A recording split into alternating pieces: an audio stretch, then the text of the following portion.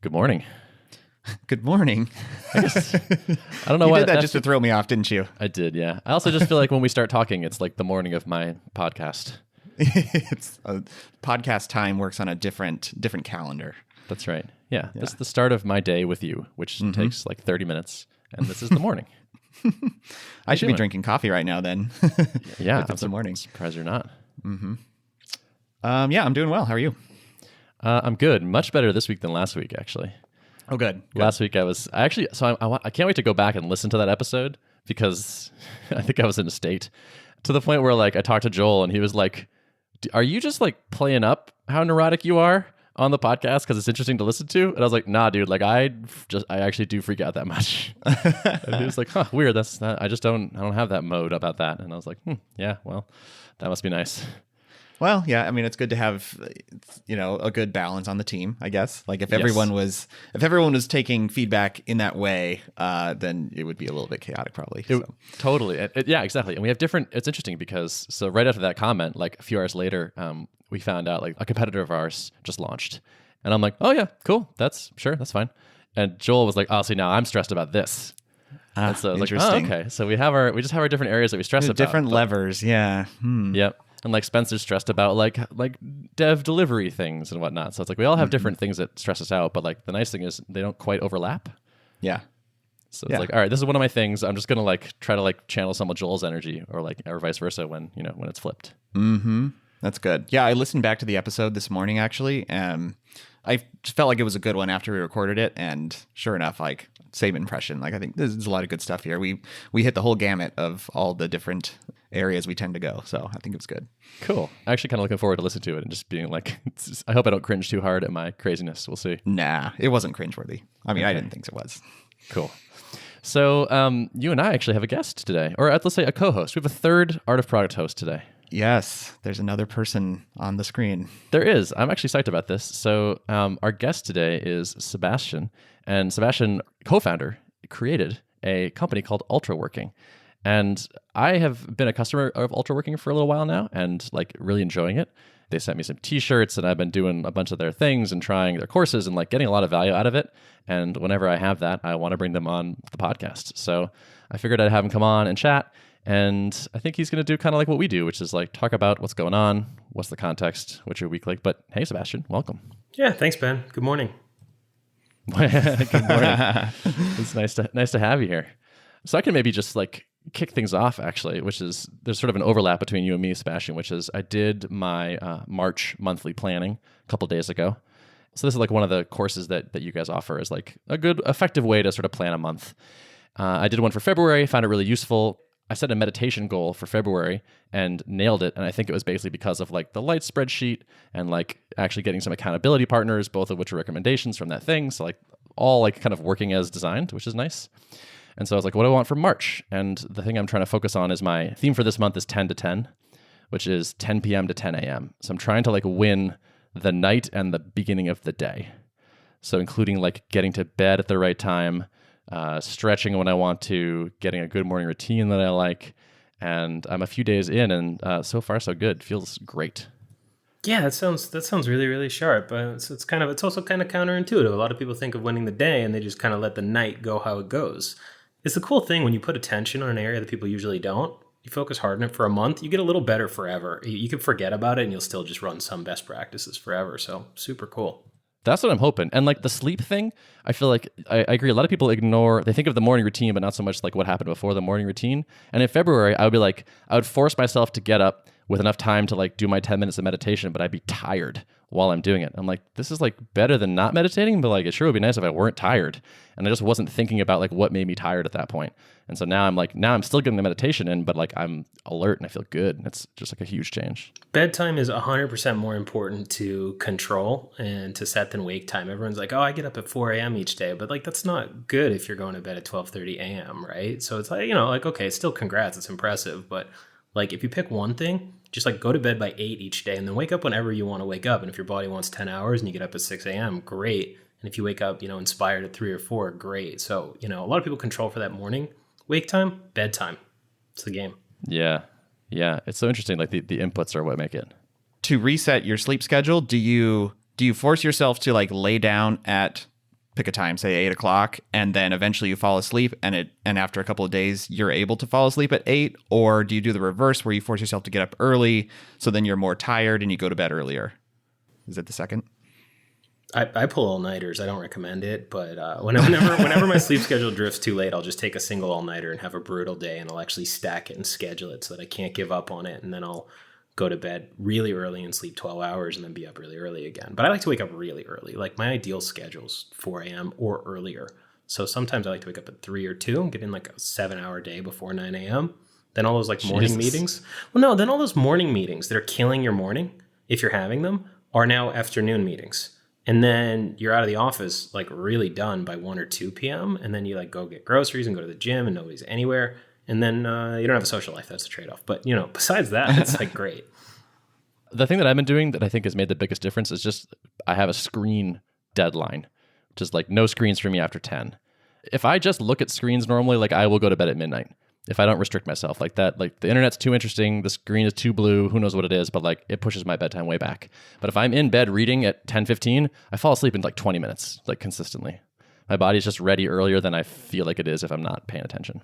Yeah, same with me. Reading always does it to me, which, I mean, I feel a little bit bad that like I don't make a ton of progress on reading books that I want to read at night because I'm like 15 minutes, boom, I'm ready to hit the pillow. But, It works. Yeah, it's so good.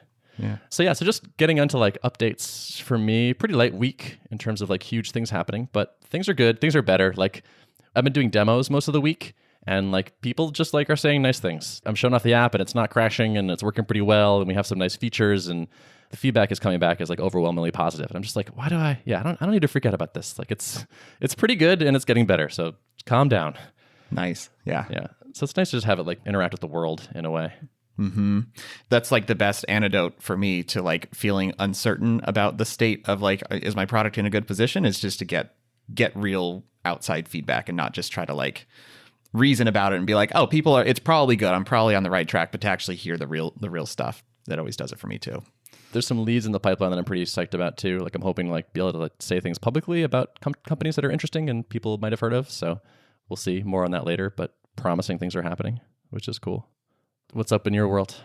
Not a huge update for me either, really. So I mentioned last time we talked for like half an hour, it turns out, on like that notifications feature. So I'm moving ahead with that. And so there's kind of two components to it that we were discussing. One was like just having the notification stream that at least tells you what new things have occurred within the context of your inbox. And so at the very least, I'm starting with that. And it's really coming together nicely. I'm hoping to ship it this week. It's another one that turned into like a 1.5 week long project, which those are just brutal for me right now. Like I hate spending that much time on one thing. I've got other high priorities stacking up behind it. But yeah, it'll be another good one to get shipped. And then hoping after that I can start chipping off like smaller 1 to 2 day projects. A lot of the things that my key team right now wants and needs. But I did get a nice note today from the founder of the company. He just posted it in their level channel. It was like, I just want to say, like, I know we've been throwing a ton of like requests and issue reports at you, but I really appreciate the performance improvements, and that's a huge deal for us, and like things seem on the right track. So it was good to get that positive sentiment, because it kind of can feel like, oh man, there's a lot of requests. Like, is any of this working well for you? So it's good. It was good to get that kind of sanity check of unsolicited, like things are moving in the right direction for them. So I'm encouraged. Just leaving a space in case you have a question or want to say something, Sebastian. Feel free to jump in. I'm not in charge here. You're equal footing. We're all doing the courteous thing. It's like the movie where there's 3 guys with guns and it's like who's going to shoot first. It's like, if he takes him out, I'll take him. An interesting thing, right? Is how much do you trust your own kind of emotional memory if you feel like you're making progress or not, from last week's show, from features, right? Because it's very easy to get one killer feedback and be like, yeah, this is the best. And then, like you're recruiting somebody and then they get a huge offer somewhere else and they join up there and you're like, oh no, we needed a new team member.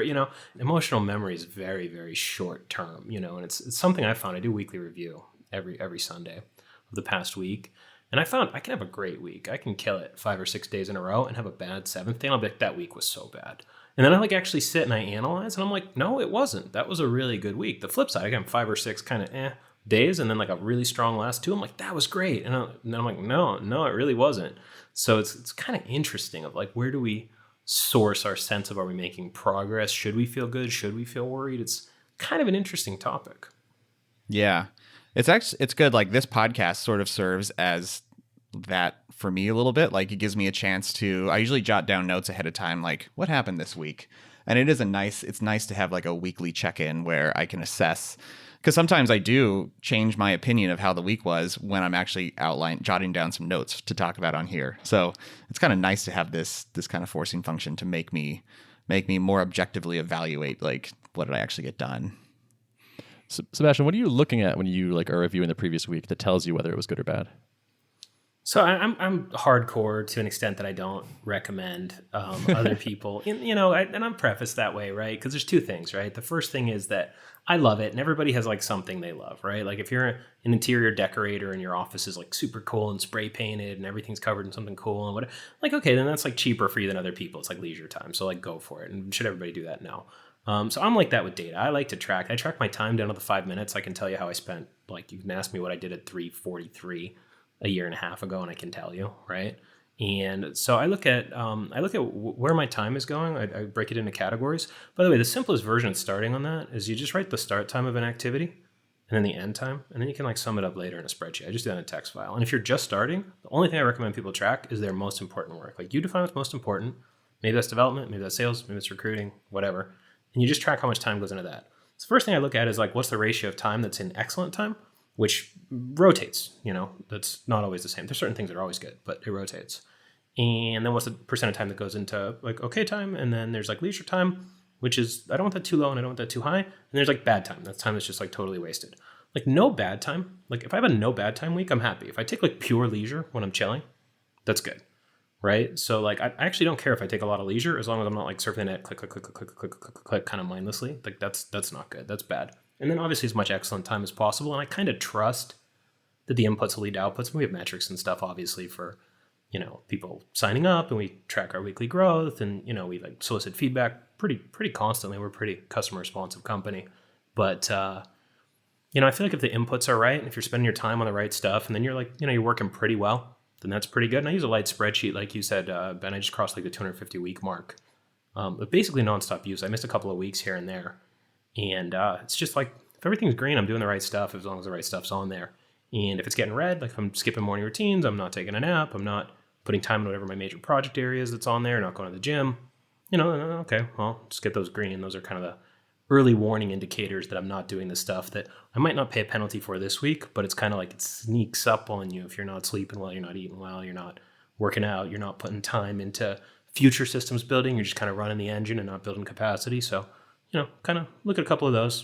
It takes about an hour to look at everything for a week, and as long as the inputs are good and I'm doing the right stuff, it's predictive forwards looking, I kind of trust that everything will work out. And then we, of course, sit down and do channel stats and stuff periodically. But if the inputs are good and you're working it, intelligently, then the outputs will take care of themselves to some extent. I really like this idea of like stepping back and doing a more honest or data-driven assessment of the week. I feel like that might help me a little bit with the sort of like, the last week was so terrible because I had that one day where I felt bad about that one thing that happened.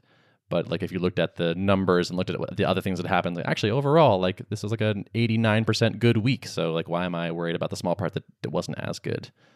And vice versa. Like don't like I think this is sort of the human tendency is to focus on the most recent thing, I guess, or probably the most emotionally tangible thing, and decide like that's how I'm doing, and not step back and go, wait a minute, what else is there? Yeah, totally. How do you define wasted time versus leisure time? Because for me, I feel like a lot of my wasted time is arguably leisure. For example, I look at Twitter quite a bit because partially it's like it's my one social media vice, and it's how I keep up on latest in the tech world, and I'm sharing stuff about the progress of building level on there. But some of the times it definitely bleeds from the territory of like I'm doing marketing stuff into like I'm just kind of mindlessly like reading tweets.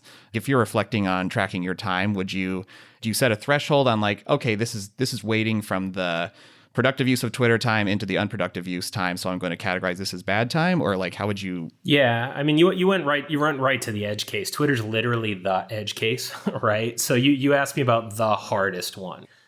You know, there's like watching old Royal Rumble, WWF, Hulk Hogan, YouTube, not like with your friends because you wanted to, but like you were looking something up on Wikipedia and suddenly you're like, oh, the Undertaker's running it, you know, and it's like, and then you like watch 3 hours, like, okay, that's like not a good use of 3 hours. And if you chose to do that, Like if you get way off task or something, then it's like obviously bad. Yeah. So I have two categories. I actually only have two categories in my bad category. And the first one's neurotic flow, right? So there's flow state, you know, Csikszentmihalyi wrote about flow state, right? It's where time disappears and whatever. And so there's flow state is very often like a life affirming great thing, right? You know, you're making art, you're painting, you're coding, you're writing, you're really just in it. Whatever you're doing, you're in it, time disappears, it's great.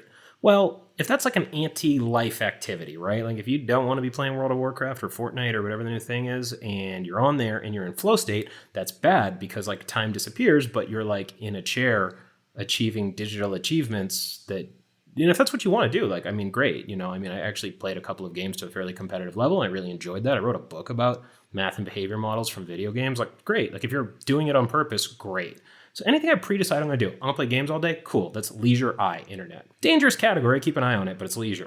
But whenever I like find myself, when I wanted to be like this block of time was supposed to be for like writing job descriptions and I'm on Twitter for 2 hours, that's like, I might have got on there for a valid reason to check out, you know, what's a comp in the industry or something, but you know, whatever. My hack for that, by the way, is I'll only look at Twitter. I'll only look at Twitter when I have something to do in about 20 minutes. If I don't have anything to do in 20 minutes, I try not to look at Twitter. And similar to what Ben said, the end of the day, Twitter is the really bad thing that becomes the night Twitter, that becomes the not sleeping and becomes the thing. So that's neurotic flow. The other category that was marvelous for me that I put in bad was stuff that I agreed to do that I really shouldn't have agreed to do.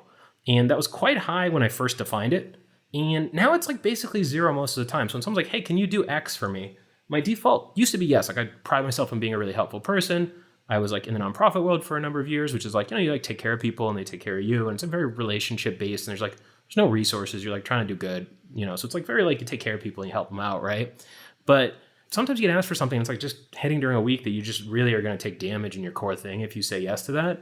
And I've gotten much better at not doing that. Right. So if I'm like, I got to go to this stupid thing that I agreed to do and it's going to like take 6 hours and this was a total mistake, that goes in that category. And that's really bad. But like if I'm choosing like, hey, I'm gonna chill out on Twitter, or I'm gonna like, you know, watch some guy stream some video game for like a couple hours on purpose because I want to do that, that's great. So when I wanted to be doing something else and I get sucked in and time disappears. Another rule for that is if I'm checking in every half an hour and be like, do I want to be doing this? And I'm like, yes, I do, then I'm okay. Then it's leisure. But if it's just like 4 hours pass, 5 hours pass, you can sometimes judge by if you feel bad afterwards. It's not a universally correct one. If you're like, why did I do that? That's probably bad. If you're like, that was fun, that was cool, then that's probably good. That's interesting. I kind of like that, like not letting any time get completely unbounded, where unless you plan for it ahead of time, or like I'm going to spend 4 hours on this, then I feel like that could be a really powerful thing to just force yourself every half an hour to like check, should I be doing this? Seems like a very simple thing that could have a good impact. Sebastian, you know what's great about you? You are ridiculously hardcore, but you also realize that this level of hardcore is too much for most people, and you have like a pragmatic version of all the like kind of ridiculous hardcoreness that you do. Someone that was this as into these things as you are, that wasn't like also kind of like aware of like how hardcore they are, would be like, could get very like lectury very easily, or like kind of insufferable. Like, wow, this like guy is all about work and that's all, like he thinks everyone should do this. And I feel like you're like, I love this. This is what gets me happy. I'm super intense about this. I also realize that there's like a spectrum and not everyone should live exactly this way. Thank you. It's very nice of you. Like, you're not insufferable. That's one of the better compliments that I got this week. I'm not even joking. I thought that was great. Cool. Good. I could work on my compliment. No, that's perfect. That was so real. Look, so here's the thing, right? I think every company, and if you're building a company, you should look at this. Every company will get some stuff for free. It's like a class in a video game, right? So GitLab has like extremely good documentation, right? Because like they're GitLab, so like there you go. And like Facebook has like really good internal tools. So if you want to code a good internal tool as a developer at Facebook, like Everyone's going to support you. Everyone's going to be on board with that. People will try it out. There's like a culture around that, and you won't have to like go bug and pester people. And you're like, oh, I don't want to switch tools, right? Like Facebook's constantly upgrading their internal tools, and that's just kind of a function of just how complicated their thing is, that they had to have really good tools to be able to navigate the whole thing. I joke with Kai that it's one app, Facebook.dmg, that's like a disaster to run. So it's kind of like every organization will get some stuff kind of for free, right? So I would suspect, Ben, that you guys thinking about collaboration, thinking about sharing a lot when you start ramping up your hiring, you'll probably have like better hiring practices than most people and better onboarding, and like you'll level up people as coders faster. And then so you should start like marketing for that when you do job descriptions, right? Because like when you get better at that and go deeper in that than somebody should, in a bank or in a finance app or wherever, right? You guys can go harder core on that because that makes you more valuable to your users, and that's on expertise, right? Likewise, Derrick over there at Level, like y'all are probably going to have like the best chat, synchronous communications, thinking about boundaries, connections around that. That's going to be really cheap for you, where like it really wouldn't be worth it for a lot of small and medium-sized teams to invest in like a really great communications person reporting to the COO that goes around and makes everyone a better communicator, right? So for us, given that we're working on like human performance, consistency, getting things done, like it makes sense for me to go way deeper than anyone should. It makes sense to go to like 80-20 passes, the 99.9 96 or whatever, right? Where you take the cuts repeatedly, and you take, the second 80-20 gets you 16% of the gains for more of the work and whatever, so it makes sense for me to go super deep on that, because it's, first off, I get a huge kick out of it. That's, hopefully you get a kick out of something about the area you founded your company in, or that you're building a product in if you're working elsewhere. But then, if I really fight hard to get a fraction of a percent edge, but then we can build that into technology and into workflows for our customers, then like that's not 100 hours to geek out to optimize a little fraction of my life. That's 100 hours to get insight to be able to optimize something for potentially thousands or many more than thousands of people's lives. So it's kind of like, I think people don't think about that enough. Like with the type of organization we're building, what are we naturally going to get almost for free? And then we can go hard on that. And then we can also like connect with people that want to work here that are into that. You and I did a call a couple of weeks ago, and I was like, how's your week going? You're like, it's going great. And you're like, I kind of have to have it go great though, because like my job is to make a company that helps people have great weeks. And so if I'm not doing it, then like I kind of can't have my company. So I'm just always doing great. No, it's true. No. I mean, that's really true. Well, I mean, it's kind of like, if you're like all about clean code and stuff, then, you better write clean code, if that's your thing, right? Totally. Yeah. No, it was good and interesting because it was true. What is an average day like for you, Sebastian? Like what's the type of work that you're doing that you've figured out how to master in a way that you always have feeling like you're having a productive, good week? Oh man, I wish I had a regular week. So, that's the problem with being a CEO is like whatever's on fire is yours. Whatever's bad, you go build. Me and my co-founder, right? We cut those up between us. And then you go maximize on the stuff that's working and pour gas on it. But, I kind of flip between different impact areas. I run most of the revenue CRO activities. I run most of the recruiting and hiring, though Kai is a substantial part of that too. My co-founder, who's brilliant. He's a wonderful guy. I'm very privileged to work with. Kind of split up ops between us. He does more ops than I do, but some of those are mine. And we just promoted one of our guys, Xavier, who's really sharp, into being head of engagement. So he's taking over a lot of the, making customers successful and get them to understand how they can use it and connecting with people and doing it better. So I was running that before that. So that's handed off. And then there's kind of like, just kind of whatever falls through the cracks. There's all kinds of little things in an organization that you don't understand is part of the game that you're signing up for. And you kind of just, all right, who's on fireman's duty on that one, right? And then I just do that. It rotates. I heard a quote from a friend of mine who's a founder who's pretty successful. He built his company with no external funding to about like $3 million in revenue in a couple of years, and then they were at like 15 million revenue a couple of years after that. So no external funding. Really really sharp guy. And he said, as a founder, your job is to like build islands, right? And as soon as the island is such that other people can live on it and inhabit it, you hire, you hand that off, and then you go build another island. So you're back in the ocean and like you're reclaiming the ground from the ocean. And then as soon as it's like habitable and like you could just chill and nothing, then you go build something else in the middle of the ocean. So that's a big part of the job. Beyond that, you know, you want to keep the flag high. You want to like really just be an advocate for customers constantly, make sure customers are having a ton of success, having a ton of fun. Product is really, really good. Staff is having fun. Everyone's leveling up. Everyone's growing. I mean, those parts of the job don't change, and are some of the most fun parts of the job. So that's that. But like, it's like, all right, well, we gotta go heavily recruiting for developers right now. Okay, like we need to go, you know, deal with engagement. I'll tell you a terrible thing that bummed me out. So if everybody wants a bum out thing, 20% of people that bought from us didn't log on and use our tech once. We just built a unified stats dashboard that we could, and I'm like, like that was like that like ruined a week of my life when we realized that. On the other hand, I was like a little like relieved that I knew it now, right? So it's like, why? And like we sent a million emails and reminders and stuff. I was like, all right, we got to build like a comprehensive onboarding. We're going to make a mandatory but useful initial assessment you have to take before you get access. And then we built like warnings so that like if you haven't taken that, and the initial assessment's cool. It's like, hey, how's your like life going? Are you dialed in on this or not? Right? Are you on this or not? And this or not? Right? And like if somebody hasn't taken that, it sends them warning messages and us warning messages, and we'll just do anything we can to try to get people just started. Right? 1 out of 5 people. Whoa, that's so bad, right? So like, okay, well, that's my biggest problem, you know, that I didn't know I had, you know, until we figured it out, right? When we built a unified stats thing on Airtable, right? So, yeah, well, okay, that's what I'm working on for a while. I bet your average SaaS app is higher than that, percentage-wise. Still unacceptable, but yeah, sure. I'm not saying like, yeah, not saying you should be cool with that, but also you're probably not an outlier in that. Yeah, I talked with a couple of friends because I'm like, are we dying? Is Chernobyl happening? They're like, no, it's all right. It's actually not that bad. I'm like, it's really bad though. They're like, yeah, it's bad, but it's like not that bad. I'm like, okay. Sales and customer success is kind of like becoming the project manager of a person who claims they want to use your company. They want to use your product. And so you basically become their person that checks in with them regularly and say like, you said you wanted to do this. Like, I'm here to help make sure you do this. And you're on my to-do list now, and I will not stop harassing you until you do the thing that you said you want to do. Yeah. Let us be clear here. No one's holding a gun to your head making you do this. You wanted to do this.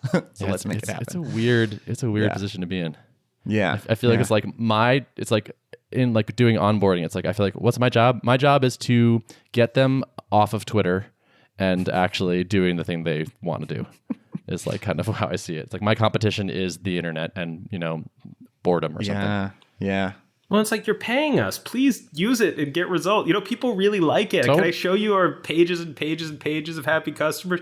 Ben likes it. You shouldn't get on it, right? It's really great.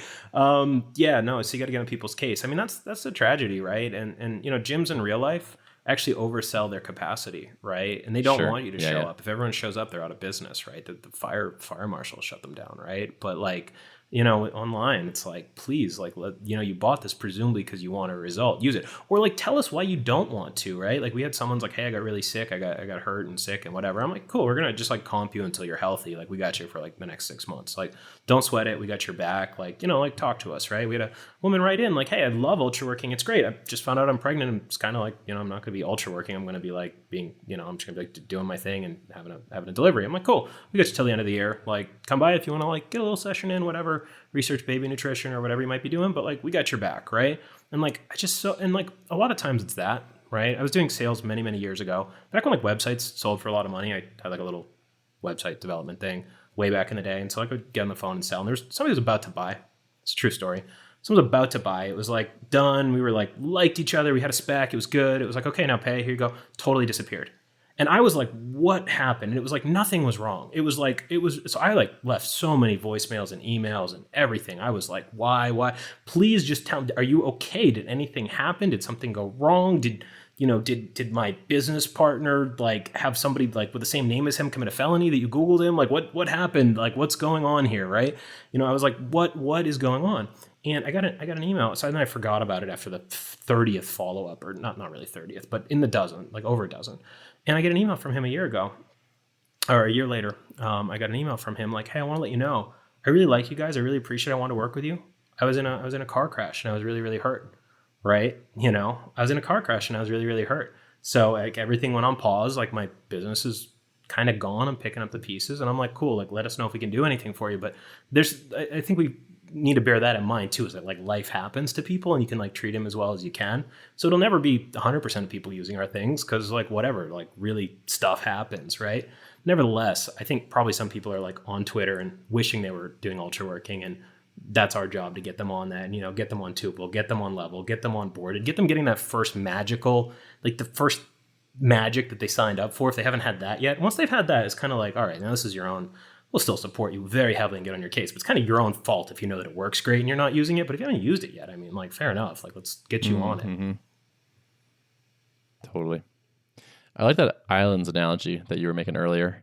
I feel like we're just starting to kind of put those things together on our end. Whereas, like, we had a discussion today, and it was like, okay, thinking about how we're going to onboard this next set of teams. And it was kind of like, you know, maybe now that there's a bit of a process here, we should have someone else do this. This is not me. Like, I've been doing this a lot, and now there's a big backlog of it. It's like, maybe I'm not the best person for this anymore. And Joel's like, yeah, I can definitely do this. And I was like, oh my God, yeah. And it was like the first time where I feel like we've directly handed off a thing like that. And I was like, oh man, this is great. And so like I spent a day writing up a doc, being like, this is what I think that the thing should look like, and this is what the goals should be, and like, here's what I've been doing so far. And it's like, oh, I'm starting to get it now. It's like, I'm starting to understand how this company building thing might kind of work. Where it's like, okay, now there's a thing in place and someone else should do this thing. And now, like, what should I be doing? Well, probably still sales, because we're still trying to, like, you know, get past ramen profitable. But this is great because now it frees me up to just do more of that, as opposed to think like, okay, these people are already closed, but we got to get them onboarded. It's like, no, someone else can do that. I can keep pushing these leads and focusing on like the keep the company alive part, which is, it's just awesome. It's just like this moment kind of, but it's like, I hadn't thought like, oh, and when should I delegate this thing, or should I delegate this thing? It just hadn't really crossed my mind, oddly enough. That's good. That's a good realization to have, though. And nice that you don't have to necessarily hire an outside person right now to make that happen. You have another team member who can kind of help pick up some slack. Does that mean he's doing less? Because he's writing code too right now, right? So is he doing like winding down a little bit of the code time and doing some more other stuff? Yes, he is. And he's actually been moving more in that direction. So like there's these pieces of like company-ness that we need, where it's like, people keep asking us when I'm like closing things like, oh, like, do you have a terms of service I need to sign? And I'm like, no, we just don't worry about it. It's cool. And I'm like, we should probably have a terms of service. And then like things of that nature. Like, we got to pay taxes this year, and we should probably have an accountant and all this stuff. So there's more operations stuff and just like company, like proof of legit company-ness that need to get done. So he's doing more and more of that, which is super useful because I don't want to think about any of that. Bench is good for automated bookkeeping, and then they partner with accountants. So they're like very slightly pricier than you want to do when you're bootstrapping, but like it's worth it because then you don't have to think about it anymore. Your taxes are kind of like done. Yeah, we looked at them earlier and we thought about doing that. I think we decided not to do them at this point just because we had so few expenses. That was like almost like no work to categorize them, but that's changing. Joel just made like a spreadsheet of like everything we're paying for. And it's like, wow, like we got a lot of things already. Like they just keep adding up. By the way, most expensive thing on that list, Derrick? Yeah. Drip.com. Really? Yeah. It's good. They built a successful business. Yep. With our fresh new high pricing. Sorry about that. I had nothing to do with that. Yeah, not your fault anymore. No blame. But yeah. Oh, by the way, I think we were spending about, what was it? I think it's $6,000 a year now. Or is that what it was? Yeah, somewhere in there. I'll get the number. I'm curious. I forget what it was. I think it was about $5,000 a year in just stuff. Mm-hmm. Yeah, SaaS, just various SaaS things. SaaS, and then the accountant costs $900 for the taxes or something, and that kind of thing. That stuff adds up really quickly, but I still feel like it's a major win over the days where you didn't have all these, little automated services you could pay, a little bit each month to, and you had to actually like outlay larger retainers or something, something like that, like, or buy physical assets. Like, God, who wants to like buy a server? Ugh. Mm-hmm. Yeah. No, it's net. It's great. I'm pretty into it. Yeah. We're using a lot of off the shelf software, which is wonderful. Mm-hmm. I mean, Tuple is built on WebRTC, which is, open source and free. So, hey, that's cool. Mm-hmm. For now. You think that could change? Yeah. I think it will have to change, actually. Like, or at least for the video screen portion of the app. Okay. Oh, you mean for Tuple will have to change and use different underlying. I thought you were saying WebRTC would no longer be free and open source, and I was like, whoa, what is this? No. Okay. No. Yeah, our app. Got it. Yeah. Well, anything else you guys want to cover? What else is on your mind? I did have a question for Sebastian because I haven't dug too deeply into kind of the work cycles concept, but I know that's kind of a big piece of your methodology, right? My biggest question about that, because I've never really tried to structure my day in such a way where it has a very strong cadence of work for a block of time and then take a break. And because I've found that a lot of times if I attempt to do something like that, it's not enough time for me to build up in my head all of the like network of knowledge and ideas that I need to have like kind of waiting there at the ready to actually produce creative work, whether I'm writing code or envisioning how to build a new feature or something like that. I make it, say, 30 minutes. And then if I'm forced to take a break at that time, then I'm like kind of busting my mental cache of things that I had built up over the previous 30 minutes. And so I've always struggled with trying to do creative work in a structured way like that. So I'm just curious, like, what are your thoughts on how to fit creative work into a kind of regimented cycle? Yeah, totally. So for people that are highly, highly effective and they do it the way that you do it, and they're highly effective, and it's like, if you're honest with yourself and you sit down and you run your numbers, like when you do that, it just works a very high percentage of the time. And it's not like 1 out of 5 times that works and you think it's great, but you forget about the times that it busts and nothing really happens, right? So some percentage of people that have that don't use us for that. And like, in fact, the stuff that you're really, really good at and you're totally on top of and you've got a great workflow and you're killing it on, it's kind of unnecessary. It's kind of overkill, to kind of bring to work cycles, right? Use it for, doing biz dev, use it for doing accounting, bookkeeping, straggly things that, maybe you don't have a process and a mental model around, you don't have an expertise around. With that said, I used to be an inspiration writer. So I'm very lightly technical. I'm the top 1% of non-technical people technically, or the bottom 1% of technical people is where I'm at. Like, I pretty much know what everything is. And if there's an emergency, I can like Google error messages and fix it. But a lot of times I'm like, okay, what are the credentials for that? I'll go in, I'll change it. He's like, don't do that. I got it. Because guy's like an ace developer, right? So like, I know what's up, but I'm not super technical, but friends with a lot of people who are on like really the cutting edge at like really doing difficult stuff. Right. So I know kind of the mental models of some really top people. And, it's interesting. Different people work different ways. I can talk about writing because I was, I think, a reasonably sophisticated and pretty good writer for a while. Like difficult historical essays like Soviet Far East policy to keep Japan out of World War II type stuff, 8,000 words with actionable takeaways you could learn from it type stuff. Right. And, I used to be an inspiration writer, where I would like really just kind of dig around until I got some sort of gestalt and then kind of just write until I ran out of gas. And it was a very unreliable process until I came across a book by Bob Posen called Extreme Productivity. Whole book is okay, but I always recommend the chapter on writing to people. And I think it's like chapter 6 or 7.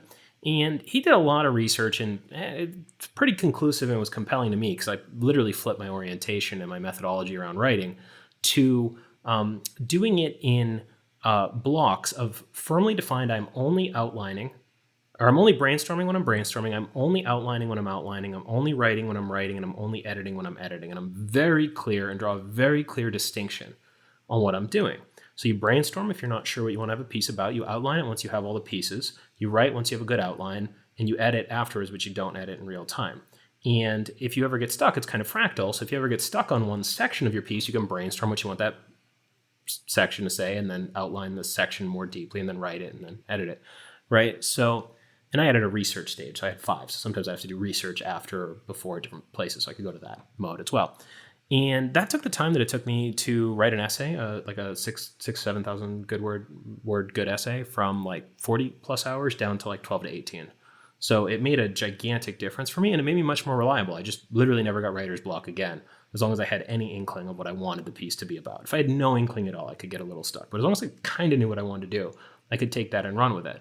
Now, if you have a lot of skills that are really hard-baked intuitive, but you can't externalize them, and you can't say, this is exactly what I'm doing, I'm just going on feel, well, you're actually probably running some sort of mechanical-ish process, whether you realize it or not. And it might be just really baked in. You might have the muscle memory down cold, right? It's like a a top athlete that can't tell you their biomechanics, they've got biomechanics. They're using their muscles to do stuff, right?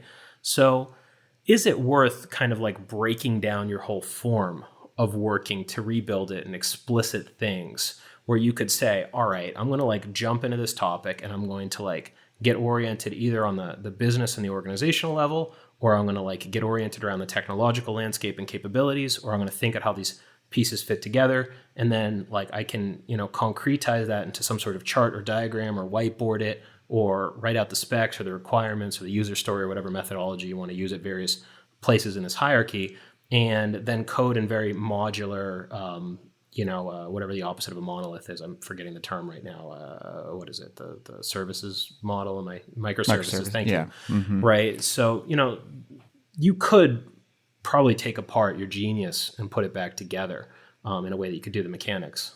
You can kind of separate the figuring things out phase from the making it happen phase, And so I think for me, a lot of times they're intertwined. Like I will start off in a direction, and if I spend too much time trying to like figure out how all the pieces fit together from the get-go, then I can get blocked because like there's just too many, the puzzle's too large. I can't envision the whole thing. So I have to like look at a small corner of it and then kind of brainstorm that, set a plan. Then I can start implementing stuff. And then usually I'll hit a natural point where like, okay, I'm heading in this direction, and now like there's a bunch more stuff, more parts of the puzzle I need to figure out. I need to get back into the brainstorming mode. And I feel like I could probably fit the implementation phase into more, regimented cycles. But then if anytime I need to kick back into kind of okay, I really don't know what to do on the next phase, I need to stare at the ceiling for a while and think about this, then that part can be maybe break outside of the regimented mold and allow myself to have more freeform time. Well, here's a question. Is there a way to reliably do ideation and clarification of ideas while searching for a gestalt or a pattern? And if the answer is yes, then you could just sit down and just knock it out the way you would knock out a simple bug fix to accommodate Internet Explorer or whatever, right? That's not a simple bug fix. It's a disaster. But I used to be a gigantic believer in like inspiration and epiphany, and you can't nail this stuff down. I don't believe that anymore. I do believe people, that's their self-model around it. And I do believe there's people very successful around that. And it's an incredibly painful process at the start of it to take apart your own mechanics. I mean, biomechanics are hard enough. Like when a tennis player or a golf player starts to like re-architect their swing after an injury, or as they get older to compensate for like a loss of power, they want to get more accuracy or whatever. That's painful, but like you can watch a video and see what your elbow is doing, right? It was like when your brain, you kind of, I'll be straight honest with anybody that this holds mild appeal to. I don't think the start of it's pleasant. I think it's kind of torturous and like the meta reflection, and it's kind of like it took me a long time to redo my writing mechanics that were like slower and like unpleasant. And like the only reason I didn't give up is because I was like pretty convinced I was going to be a much better, faster writer afterwards, and it was worth it. So if you can get to the point where you can make substantial progress in a 30-minute chunk, even with the most abstract, broad, sweeping things, because it's probably a set of mechanistic-ish thinking patterns or connections. Now, there's some serendipity, and I suppose if two sorts of ideas are really disparately unrelated, or if you need to bring 6 configurations of ideas together, then maybe just chilling out at like a jazz lounge and like having like some sci-fi on your laptop while reading a book at the same time, like sometimes that's just correct. And then obviously bring work cells to the jazz lounge if you really want to, but I don't think that's what I don't think that's the game, right? There's other modes of working, but I strongly suspect that anybody that has really good intuitive mechanics could break them down, could make them explicit and more reliable. I don't think it's necessarily worth it. If it's your ace thing and you like how you do it, which you seem like you're ace at it and you like it, I'm like, well, then don't bother. And like, we're here for you when you got other stuff. Maybe they got stuff that slots in nicely or stuff you don't want to do that's aversive that the social accountability and the structure helps with. But I do, on a theoretical level, believe that you can get to mechanical patterns, and there's still going to be intuition buried in there, but you can clarify, I'm aiming for this. I want to understand our positioning relative to the market, or I want to understand what would cause an extreme amount of delight. And you can say, well, what would be delight? It could be visual, it could be experiential, about the feedback to the user, and you'd have to be able to like name or at least think around some of these patterns. But if you can get that to the mechanical level, then your reliability goes way up, and I think quality too. At least that's been my experience. That's really interesting. Yeah, and it's interesting to hear you kind of opine on that. I think there's a lot of nuggets in there. I'm going to re-listen to it for sure. Yeah, pardon me for waxing. Yeah, sorry. No, it's good. We're hanging out It's talking good. about product, and I'm talking about biomechanics and mental patterns. Pardon me. It's good stuff. It's all good. It's your style. Everybody's got a style. It's my style. The edge of insufferable, I suppose.